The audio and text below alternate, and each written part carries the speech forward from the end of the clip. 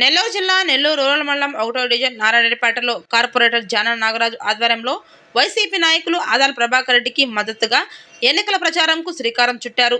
ఈ సందర్భంగా స్థానిక ప్రజలకు అధికార పార్టీ కరపత్రాలను పంపిణీ చేసి ఆదాలను రానున్న ఎన్నికల్లో అధిక మెజారిటీతో గెలిపించాలని కోరారు. ఈ కార్యక్రమంలో వాల్మీటి సుధాకర్ రెడ్డి, మౌలాలి సుబ్బారావు, మధురెడ్డి తదితరులు పాల్గొన్నారు. ఈరోజు 1వ డివిజన్లో ఈశాన్య మూల నుంచి తిరగడం జరిగింది. గడప గడపకి ప్రతి ఓటర్ కార్డుకు కూడా పోవడం జరుగుతూ ఉంది.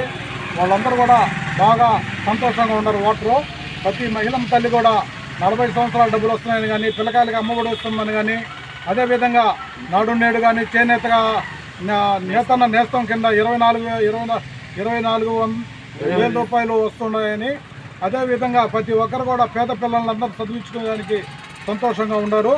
అదేవిధంగా మహిళలు ముఖ్యంగా జగన్మోహన్ రెడ్డి ఈ పొదుపులో కానీ 40 సంవత్సరాల డబ్బులు కానీ, బిడ్డలు చదివించేదానికి డబ్బులు కానీ ఇవన్నీ ఇస్తూ ఉన్నంత వల్ల పింఛన్దారులు తవ్వాతాతలు కానీ, వితంతు చెల్లెమ్మలు అక్కలు కానీ బాగా సంతోషంగా ఉన్నారు. ఈరోజు 3,000 రూపాయలు ఇస్తుందానికి.